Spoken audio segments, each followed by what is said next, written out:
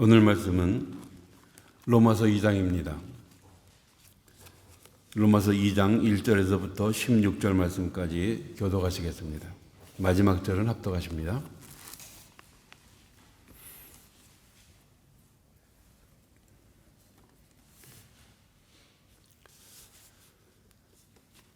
그러므로 남을 판단하는 사람아, 누구를 막론하고 네가 핑계하지 못할 것은 남을 판단한 것으로 네가 너를 정죄함이니 판단하는 네가 같은 일을 행함이니라.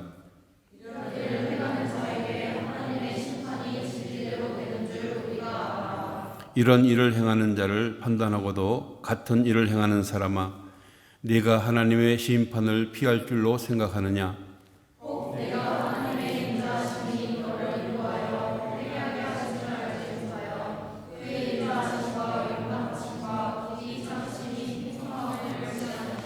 다만 네 고집과 회개하지 아니한 마음을 따라 진노의 날 곧 하나님의 의로우신 심판이 나타나는 그날에 임할 진노를 네게 쌓는도다.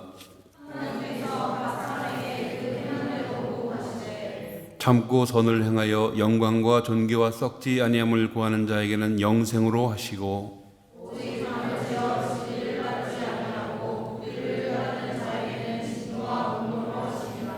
악을 행하는 각 사람의 영에는 환난과 곤고가 있으리니 먼저는 유대인에게요 그리고 헬라인에게며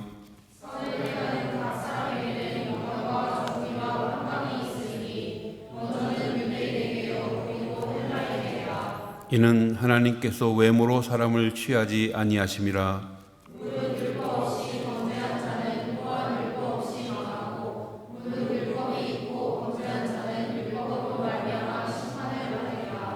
하나님 앞에서는 율법을 듣는 자가 의인이 아니요 오직 율법을 행하는 자라야 의롭다 하심을 얻으리니,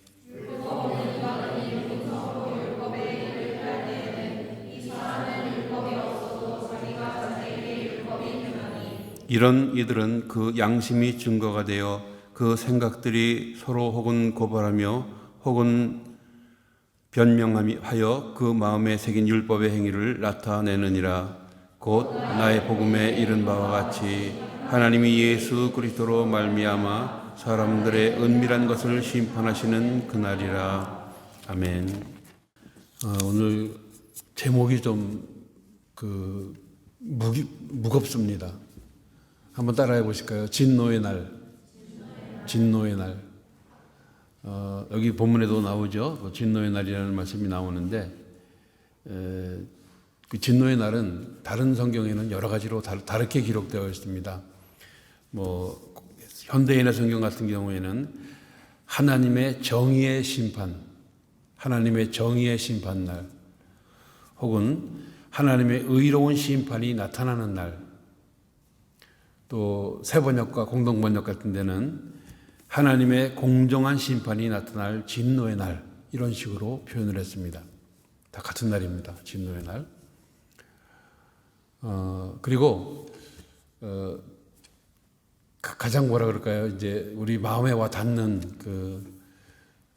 진노의 날에 대한 그런 번역 표현, 다른 표현이 무슨 말씀이 있는가 하면은 하나님의 의로우신 판단이 나타나는 그날, 하나님의 의로우신 판단이 나타나는 그날. 이 말씀이 너무 좋아요. 누가 그렇게 말씀했는가 하면은 전에 웨스트민스터 신학교의 그 조직신학 교수였던 존 머리라는 분이 계십니다. 그분이 이제 표현한 표현이에요. 아주 좋습니다. 의로우신 판단이 나타나는 그날. 그분만이 올바르게 판단하실 수가 있습니다.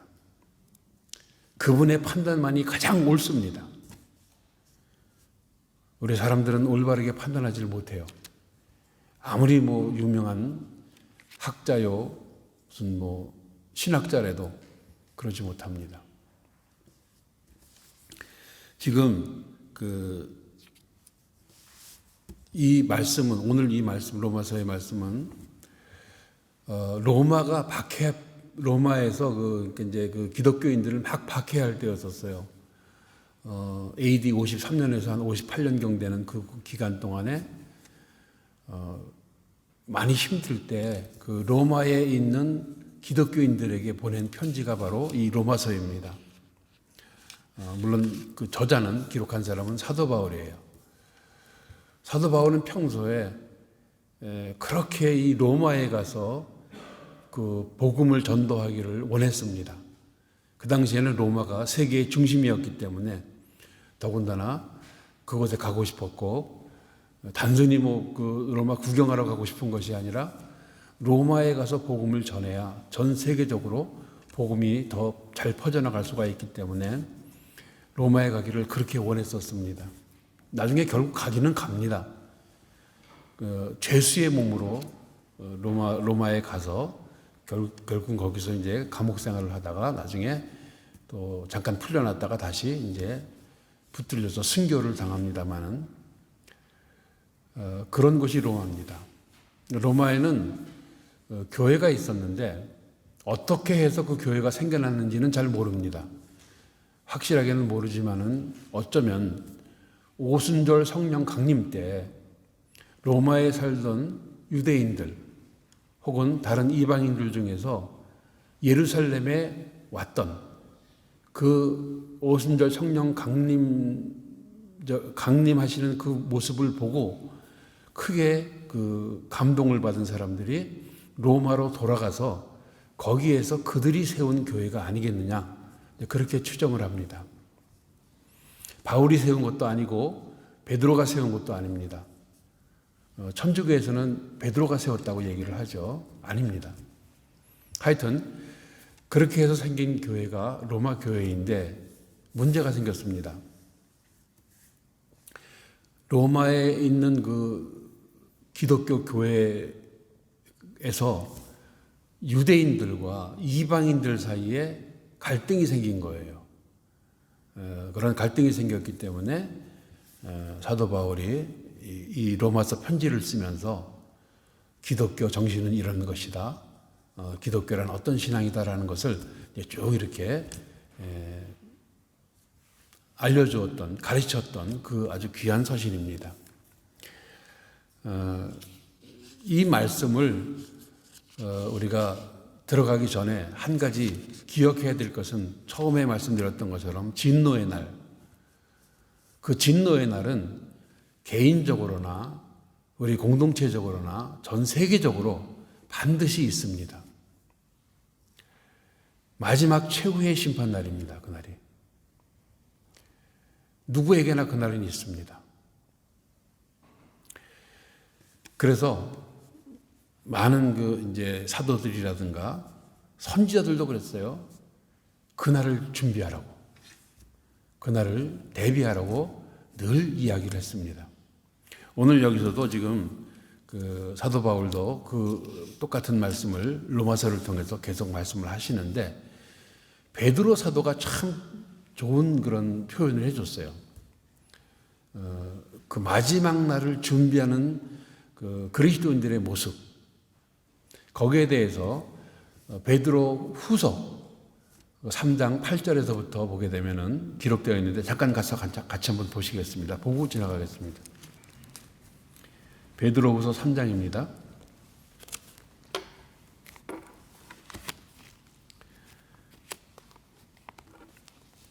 8절서부터 13절 말씀까지만 같이 한번 합독해 보시겠습니다. 찾으셨습니까? 베드로후서 3장 8절로 13절 시작. 사랑하는 자들아, 주께는 하루가 천년 같고 천년이 하루 같다는 한 가지를 잊지 말라. 주의 약속은 어떤 이들이 더디다고 생각하는 것 같이 더딘 것이 아니라 오직 주께서는 너희를 대하여 오래 참으사 아무도 멸망하지 아니하고 다 회개하기에 이르기를 원하시느니라. 그러나 주의 날이 도둑같이 오리니 그날에는 하늘이 큰 소리로 떠나가고 물질이 뜨거운 불에 풀어지고 땅과 그 중에 있는 모든 드러나리로다.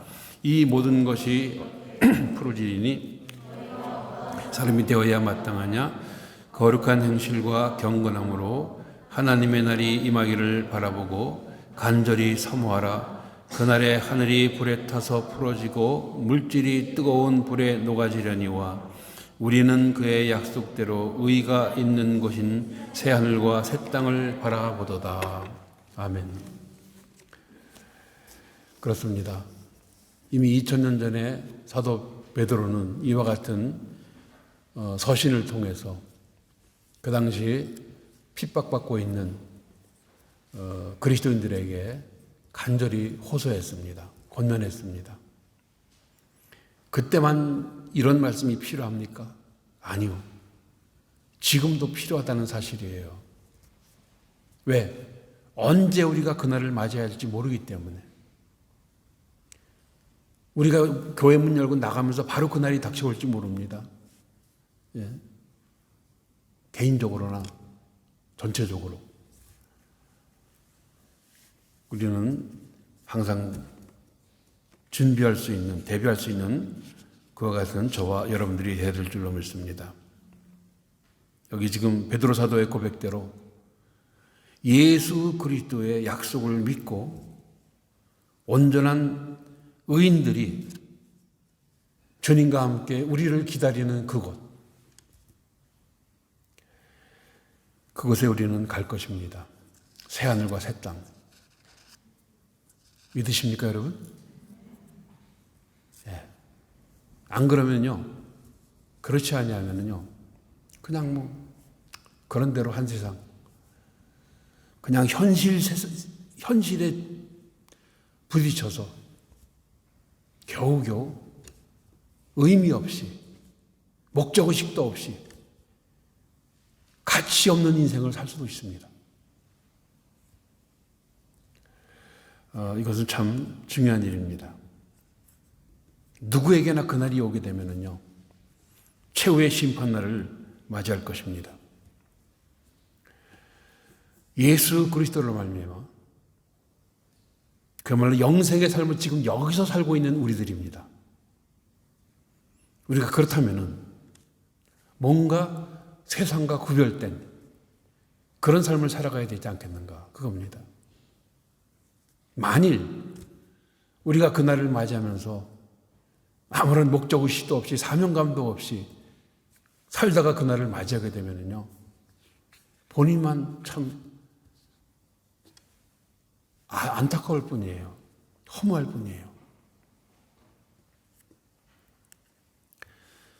아무쪼록 우리는 이 새하늘과 새 땅을 바라보고 살아가는 사람들이기 때문에 흔들리지 마시고 마지막 그 날, 그 진노의 날이 벌받는 날이 아니라 상급받는 날이 되도록, 그죠?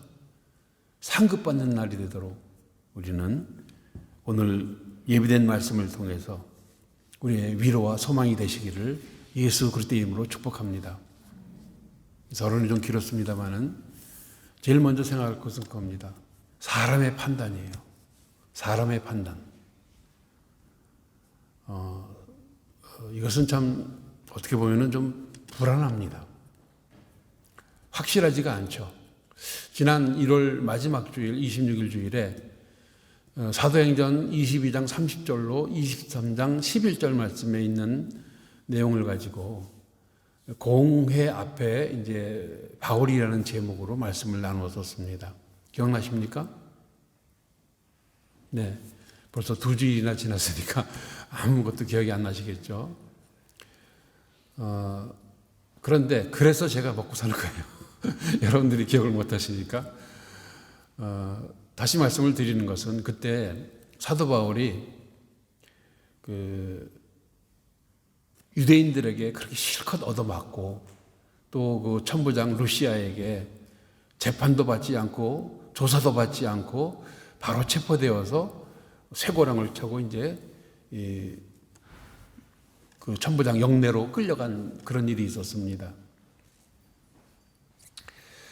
참 그랬다가 나중에 그 사도 바울이 로마 시민이라는 그 사실을 알게 되었고, 그게 이제 찔렸던지 그 천부장이 공동의회, 그러니까 그 사내들인 공회를 임시적으로 이렇게 조직을 해서 재판을 받게 합니다. 그랬었을 때 거기서 이제 사도 바울이 지혜롭게 이제 부활 문제를 거론하니까 바리새인들이랑 사두개인들이 막 싸웠다 그랬죠. 그리고서는 사도 바울이 찢겨질까봐, 그들에 의해서 찢겨질까봐 사도 바울을 이렇게 데리고 나와서 다시 그 천부장의 영내로 들어가는 그런 사건이 있었습니다. 그날 밤, 23장 11절입니다. 그날 밤에 주님께서 바울 곁에 서서 뭐라 그러셨죠? 담대하라. 참 그 너무 좋아요. 담대하라. 실컷 얻어맞고 여기저기 터지고 피가 줄줄 흐르고 있는 그 상태에서 감옥 같은 곳에 들어가 가지고 육신적으로 영적으로 아프고 지쳐 있는 그 상태에 있는 그 사도 바울에게 찾아오셔서 환상 가운데 담대하라. 내가 이곳 예루살렘에서 나를 증언한 것처럼 로마에 가서도 나를 증언할 것이다. 그렇게 말씀을 하세요. 참 얼마나 큰 위로가 되었겠습니까? 모르긴 몰라도 사도 바울이 로마에서 순교당하는 그 순간까지도 그날 밤 나타나셨던 그 주님의 그 말씀을 잊지 않았을 것입니다. 담대하라. 담대하라. 바울이 그렇게 가고 싶어 했던, 그렇게 소망했던 그 로마에 죄수의 몸으로 가긴 갔습니다마는 그는 잊지 못했을 것입니다. 그 로마의 그 같은 기독교인들끼리 갈등하는 그 소리를 듣고 이제 그 로마서 편지를 쓰게 된 건데요. 이 로마서 편지야말로 우리 그리스도인들에게는 참 너무나도 소중한 성경입니다. 물론 다 성경이 귀중하지만요. 마틴 루터 같은 사람은 그렇게 얘기했어요. 이 로마서야말로 복음 중에서 가장 순수한 복음이다라고 그렇게 얘기했습니다. 여기 루터하우스 교회죠. 네. 그런가 하면 칼빈 같은 사람은요, 이 로마서를 이해하기만 하면은 성경 전체를 이해한 거나 다름이 없다. 그렇게 얘기했어요. 맞습니다. 로마서를 갖다가 우리가 그래서 아예 로마서를 아예 처음부터 끝까지 다 외우라고까지 그렇게 이야기들을 합니다. 그만큼 소중한 책이 바로 이 로마서입니다. 그런데 이 로마의 교회에 문제가 생긴 거예요. 유대인들과 이방인들 사이에 갈등이 생긴 겁니다. 그러니까 아직까지 온전한 그런 어떤 기독교 교리라든가 조직이라든가 이런 것들이 제대로 체계가 잡혀 있지 않는 초대교회 당시니까 그럴 수밖에 없었겠죠. 그래서 이제 사도 바울이 아주 상세하게 이 교리 서신을 쓰게 된 겁니다. 기독교 교리 서신을 쓰게 된 겁니다. 자, 그런데 오늘 보게 되면은 구체적인 그런 갈등의 내용에 대해서는 로마서 14장이라든가 15장 같은 데 보게 되면 아주 잘 나와 있습니다.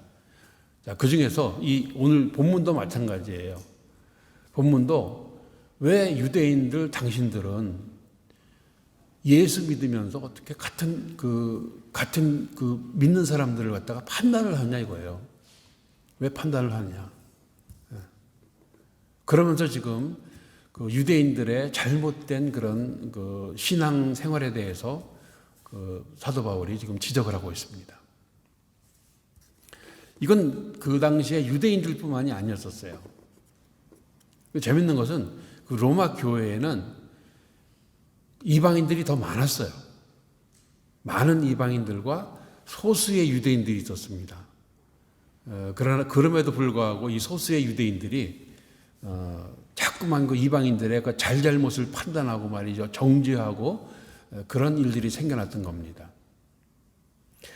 이런 문제들은요, 지금 우리들도 마치 똑같아요. 어떻게 보면은. 조금 믿음 생활을 했다고, 교회 생활을 했다고 해서 함부로 남을 판단해요. 너 믿음 생활이 그게 뭐야? 기도가 그게 뭐야? 이러면서 말이죠. 물론 우리 중에서는 그런 사람 없습니다만, 그렇게 되면 이게 문제가 생기는 거예요. 뭐 여기만 교회인가 뭐? 그러면서 가장 올바른 판단 기준은 오직 하나님밖에는 없어요. 누가 누구를 판단할 수 있습니까? 그렇죠? 예수님께서도 말씀하셨습니다. 마태복음 7장 1절로 5절에 내 눈에 든 들보를 먼저 빼라. 누가 누구를 비판하냐? 비판하지 말라 그랬어요. 눈에 든 들보가 크면 클수록 재밌는 게요, 그게요. 눈에 든 들보가 크면, 내 눈을 가리고 있는 들보가 크면 클수록 남의 눈에 든 티가 더 크게 보여요. 희한하죠? 참 희한한 거예요. 고린도전서 4장 같은 데 보게 되면 사도 바울도 얘기했습니다. 남을 판단하지 말아라. 나도 나를 판단하지 않는다 그랬어요. 사도 바울이 한 얘기입니다. 오직 판단하실 분은 예수 그리스도시다. 하나님밖에 없다고요. 그렇게 이야기했습니다. 여기서 본문에서도 말씀하죠. 아까 4절 같은 데 보게 되면은요. 혹 네가 하나님의 인자하심이 너를 인도하여 회개하게 하심을 알지 못하여 그의 인자하심과 용납하심과 같이 참으심이 풍성함을 멸시하냐 이거예요. 왜 하나님께서 널 참으시겠느냐 이거죠. 왜 널 용납하시겠느냐. 유대인들에게 하는 말이에요. 이것은 예수님께서 회개할 기회를 주시는 거예요. 회개할 기회를 주시는 겁니다. 로마서 9장 21절 같은 데도 오래 참으심으로 관용하시고 오래 참으심으로 관용하시고 똑같이 앞에 그 1장에서 얘기했던 것처럼 똑같이 그 이방인들과 똑같이 죄를 지으면서도 어떻게 이방인들을 판단하고 정죄하고 그렇게 비판할 수가 있느냐. 그러면서 지금 사도 바울은 안타깝게 이야기하고 있습니다. 이건 지금 기독교인들도 마찬가지예요. 오죽했으면 그런 말이 나오겠습니까? 너나 잘하세요. 너나 잘하세요. 예. 똑같이 죄를 짓고 있으면서도 남을 판단하려고 그래요. 지금까지 살아보면은요, 참 재밌는 게 그거예요. 남을 판단하는 게 제일 쉬워요. 남을 비판하는 게 참 쉬워요. 그래 놓고서는 잘한 줄 알아. 자기는 잘하는 줄 알아요. 얼마나 부끄러운 모습입니까? 3장에서 얘기하죠. 로마서 3장. 모든 사람이 죄를 범하였음에 하나님의 영광에 이르지 못한다 그랬어요. 다 죄인이에요. 의인 없나니 하나도 없다 그랬습니다. 그런데 누가 누구를 판단하고 누가 누구를 비판할 수가 있습니까? 못생겼다고요? 말 안 듣는다고요? 그러지 마세요. 만약에 하나님께서 그 진노의 잔을 쏟아부으신다면 살아남을 사람은 아무도 없습니다. 유대인 아니라 그 누구도. 그런데 유대인들은 함부로 판단을 했습니다. 하나님께서 그 인자하심, 자비하심, 관용하심, 오래 참으심으로 그러시는 이유를 알라 이거예요. 회개하라 이겁니다. 회개하라. 기회 줄 때 회개하라. 회개할 기회를 주실 때 회개하지 아니하면요, 정작 회개할 때에는 회개 못해요. 회개 못합니다. 회개하고 싶어도 못해요. 히브리서에 나오죠? 6장에. 회개 못해요. 우리는 오늘 이 유대인들의 그 사도 바울이 유대인들을 향한 권면에 대해서 우리도 한번 생각해 봐야 될 줄로 믿습니다. 남을 함부로 판단하지 마십시오. 내일이 바로 진노의 날이라고 한번 생각해 보세요.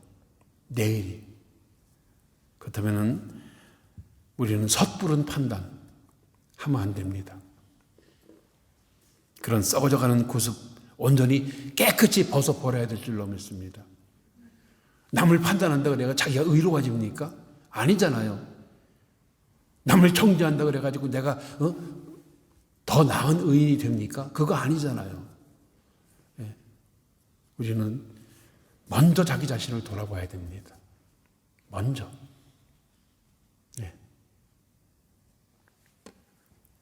매일 매 순간 우리가 좀 더 나은 그리스도인으로서 살려면은 오늘의 말씀 잘 기억해야 될 줄로 믿습니다. 하나님께서 우리를 향하신 그 판단대로 살아야 되는 거예요. 그분의 판단이 올바르기 때문에. 예수 그리스도로 말미암아 의롭다 칭하심을 받은 그 칭의함 받은 의인으로서 의인답게 살아갈 수 있는 저와 여러분들이 되시기를 바랍니다. 날마다 더욱 의로워지는 우리 서망의 모든 가족들 되시기를 예수 그리스도의 이름으로 축원합니다.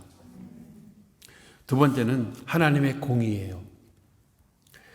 지금 하나님께서는요, 선한 사람이든 악한 사람이든 하나님께서는 모든 사람들을 그 행한 대로, 그들이 행한 대로 공평하게 심판하시는 공의의 하나님이십니다.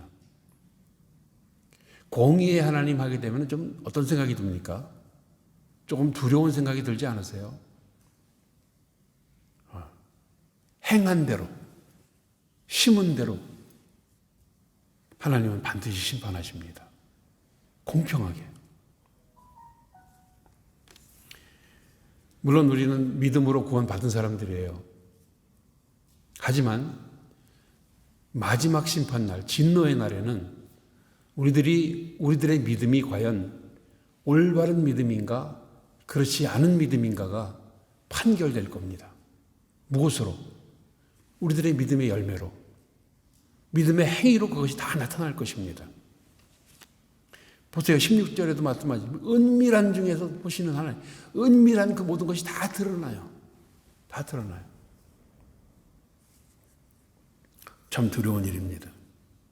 로마서 14장 12절 말씀에 있는 것처럼 그때 우리는 각각 자기의 일을 낱낱이 하나님께 자백해야 할 것입니다. 그랬어요.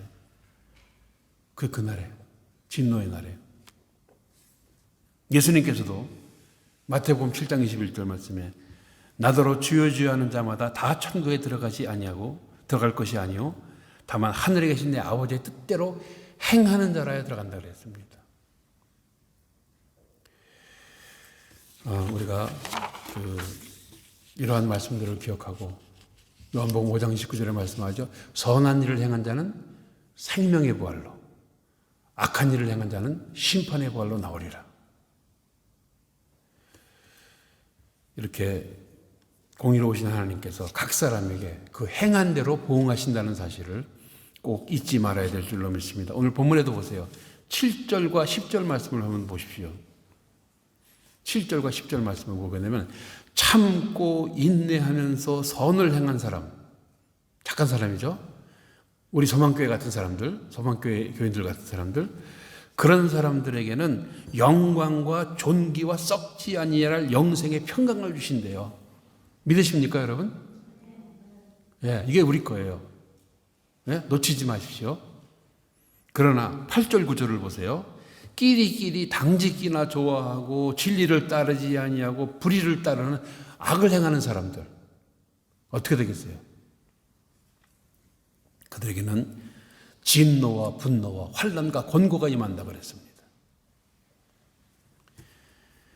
그야말로 행한 대로 갚으시는 거예요. 심는 대로 갚으시는 거예요. 근데 여기서 하나님께서 그럼 맨날 화내시고 이렇게 막 무섭게 하시는 그런 하나님이십니까? 그런 하나님이 아니세요. 하나님이 진노를 내리시는 게 아니에요. 5절 말씀에 뭐라고 말씀하십니까? 예? 하나님의 의로우신 심판이 나타나는 그날에 임할 진노를 네게 쌓는도다. 자기가 쌓는 거야, 자기가. 자기가 자기 진노를 쌓는 거예요. 자기 때문에 결국은 멸망하는 거예요, 사람이. 스스로. 하나님은 그래서 내버려 두세요. 그래, 너 열심히 진노를 쌓아라. 내버려 두세요. 그래서 그것 때문에 망하는 거예요, 망하는 거예요. 예. 하나님은 그러신 분이십니다. 하나님은 무섭고 맨날 때리고 그냥 화내고 그러신 하나님이 아니세요. 우리가 연약하고 무력할 때, 죄인 되었을 때, 원수 되었을 때, 오히려 우리를 위해서 대신 십자가에 죽으신 주 예수 그리스도를 생각하십시오. 그분의 사랑을 우리는 지금 배우고 있습니다. 그분의 사랑을 실천하기 위해서 지금 우리 노력하고 있습니다. 진정 공의의 하나님 앞에서 이와 같은 우리들의 모습이 인정받을 수 있도록, 칭찬 들을 수 있도록 우리는 더욱 아무리 우리 앞에 힘들고 어려운 삶이 맞닥뜨렸을지라도 이길 수 있는 저와 여러분들이 되어야 될 줄로 믿는 것입니다. 흔들리지 마십시오. 고통, 고난? 그런 거 아무것도 아니에요. 겪어보신 분들은 다 압니다. 고난이라는 게 뭔지 아십니다. 그런데 지금까지 당한 우리들의 고난은 시작에 불과해요. 남은 고난이 훨씬 더 커요. 어떡하시겠어요? 지금의 이 믿음 가지고서는 견디기 힘들어요. 그러면 우리는 고난과 맞서 싸울 수 있는 그런 굳센 믿음을 가져야 될 줄로 믿습니다. 우리는 악을 행하는 불신자가 아닙니다. 이기적인 야망에 붙들려 있는 사람들도 아닙니다. 또 다른 사람을 갖다가 이렇게 배척하는 그런 사람들도 아닙니다. 우리는 예수 그리스도의 사람입니다. 하나님의 자녀예요. 예수 그리스도의 제자예요. 우리는 특별한 사람들입니다. 그러므로 우리 하나님, 공의로우신 하나님 앞에서 우리는 올바로 설 수 있어야 될 줄로 믿습니다. 물론 제대로 올바로 설 수 있는 사람은 아무도 없죠. 때로는 공의의 하나님께서요, 어떻게 하시는 줄 아세요? 성경에서 보셨잖아요. 선택한 백성 이스라엘도요, 망하게 하세요.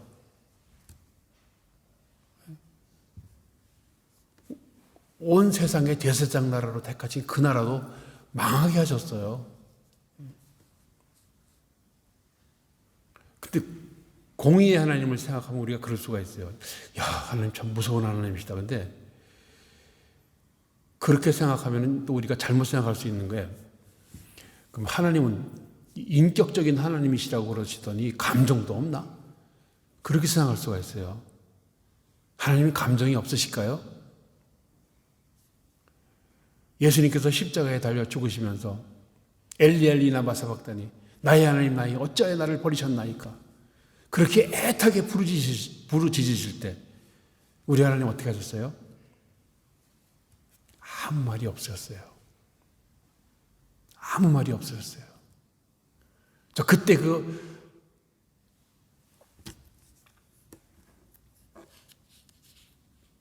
하나님의 마음을 이해할 수 있을 것 같습니다.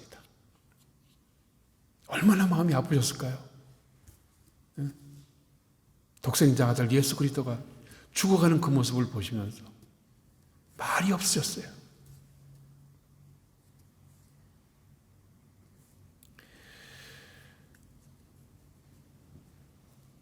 로마서 12장 15절 말씀에 말씀하시죠. 즐거워하는 자들로 함께 즐거워하고 우는 자들로 함께 울라고 주님이 말씀하십니다. 남들이야 죽든지 말든지, 남들이야 교통사고 나든지 말든지, 여러분, 주님은 우리가 힘들어할 때 같이 힘들어하십니다. 우리가 외로워할 때 같이 외로워하십니다.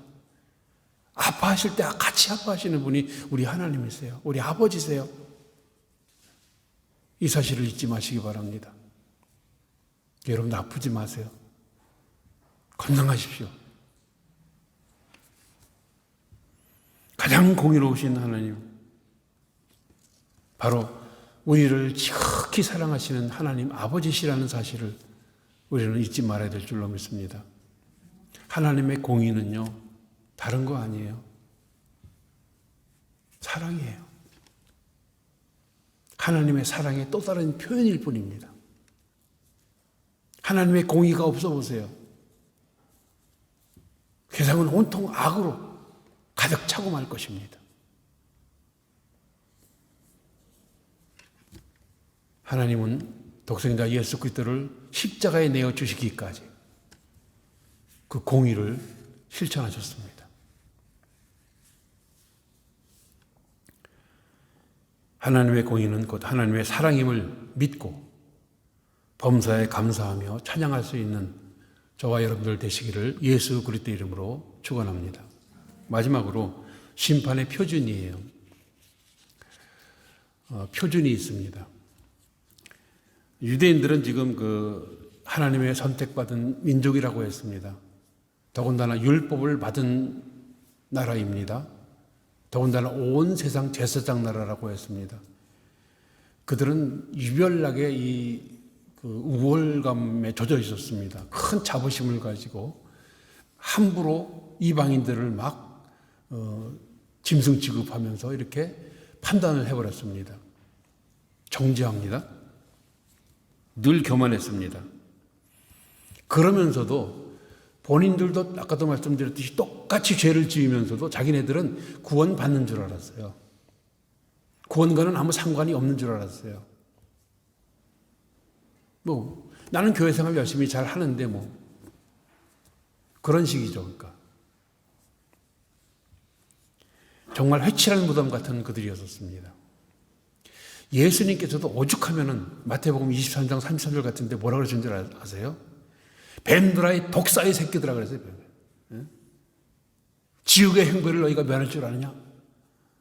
그러면서 아주 강한 책망과 경고를 말씀하셨습니다. 유대인들이 그런 사람들이었어요.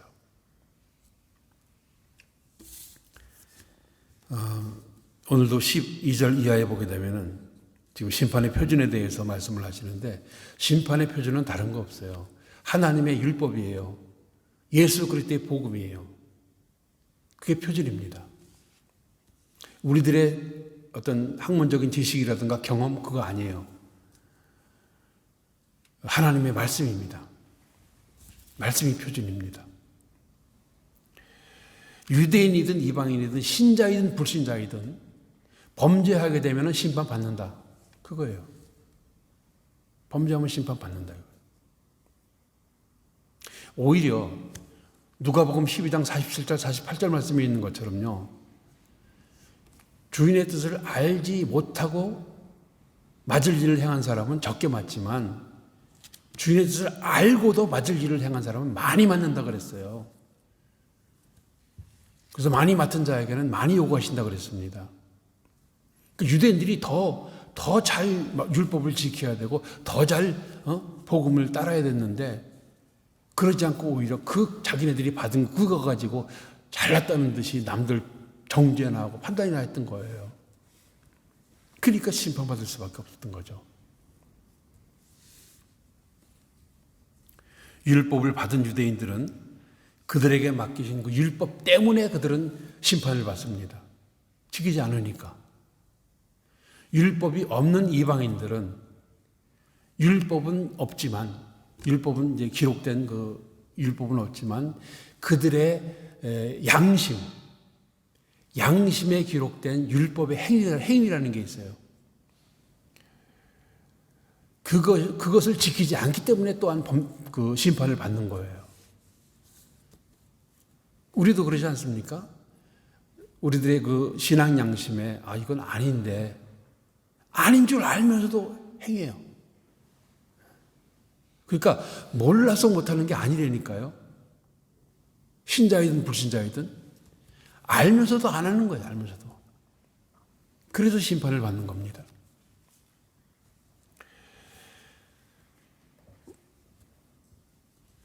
정작 이런 죄악된 문제로부터 도망가고 싶으십니까, 여러분? 이것만큼은 좀 피하고 싶다. 도망갈 곳은 한 곳밖에 없어요. 예수님께 피하십시오. 예수 그리스도께 피하십시오. 그분께 숨으세요. 오늘 찬송할 때도 그분 안에, 그분 날개 아래 거하십시오. 그 방법밖에는 없어요. 우리는 그래서 지금 주님의 날개 아래, 주님의 품에 안겨 있습니다. 얼마나 이게 축복된 일이겠습니까? 16절 말씀대로 사람들의 은밀한 것을 심판하시는 그 진노의 날에 어디로 어떻게 도망가시겠어요? 어디로 도피하시겠어요? 갈 데 없어요. 아무도 못 봤다고? 자기가 범죄 저지르는 거 아무도 못 봤다고? 예, 하나님 다 보고 계세요. 다 알고 계세요. 심판은 누구나 받습니다. 악한 사람은 진노와 분노와 환난과 곤고의 심판을 받고, 우리는 영광과 존귀와 평강과 영생의 상급 심판을 받습니다. 좋으십니까? 네. 이건 사실입니다. 제가 드리는 말씀이 아니고 성경의 약속이에요. 하나님의 말씀 약속이에요.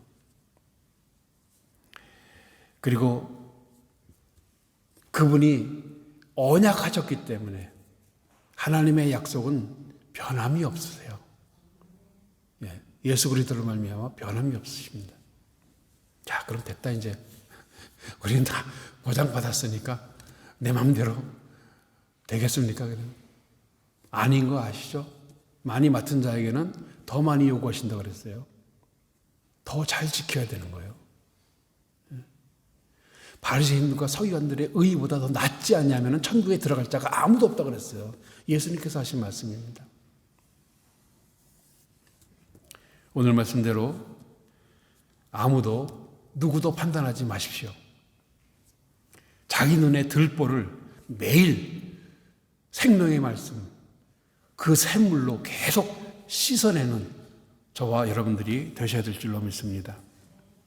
우리 하나님 아버지는 사랑과 공의의 하나님이십니다. 그래서 감사합니다. 그래서 그분을 더욱 믿고 그분을 더욱 소망하며 그분을 더욱 사랑하게 되었습니다.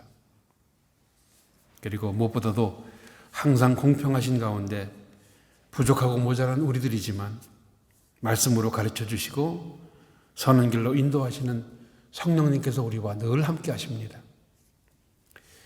진노의 날, 그날이 오히려 큰 기쁨의 날, 축복의 날이 될 수 있도록 감사 찬양할 수 있는 우리 모두가 되시기를 예수 그리스도 이름으로 축원합니다. 좋으신 아버지 감사합니다. 진노의 날은 있습니다.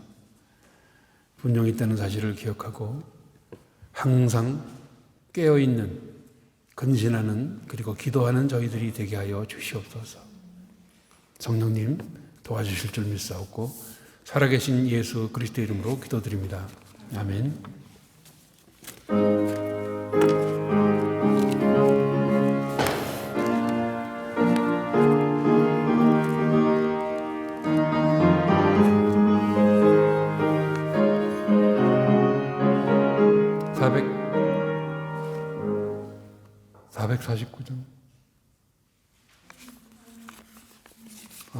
주보에 그렇게 나왔나요? 449장입니다. 449장.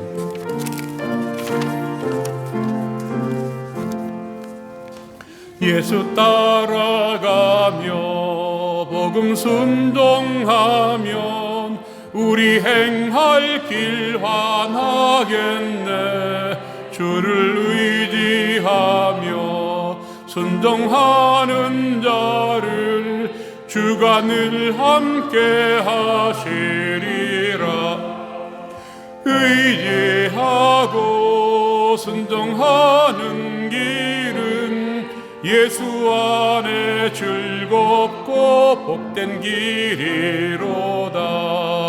해를 당하거나 우리 고생할 때 주가 위로해 주시겠네. 주를 의지하며 순종하는 자를 주가 안위해 주시리라. 의지하고 순종하는 길은 예수 안에 즐겁고 복된 길이로다. 남의 짐을 지고 슬픔 위로하면 주가 상급을 주시겠네. 주를 의지하며 순종하는 자를 은혜 풍성케 예라. 의지하고 순종하는 자임은 예수 안에 즐겁고 복된 길이로다. 우리 받은 것을 주께 다 드리면 우리 기쁨이 넘치겠네.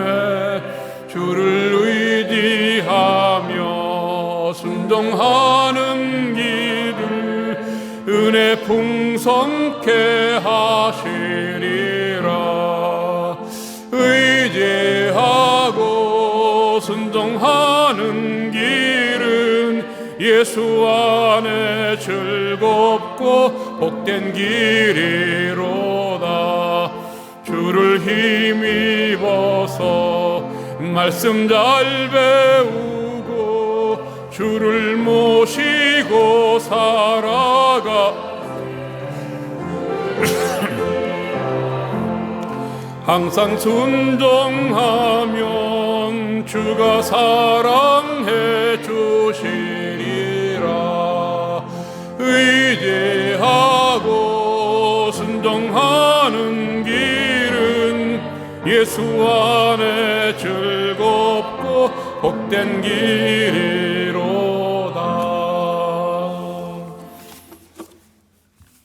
주여, 주님 앞에 신실하고 진실하게 나아가게 하소서. 주일헌금, 감사헌금 항상 모든 것에 감사하게 도와주세요. 11조 주일예배 감사헌금, 감사헌금 사랑의 주님, 주님 모습 담게 하소서. 좋으신 아버지 참 감사합니다. 주의 사랑하는 백성들이 주님 전에 나오며 귀한 헌물을 구별하여 주님께 드립니다. 주님 오른손으로 받으시고 양손으로 축복하여 주시옵소서.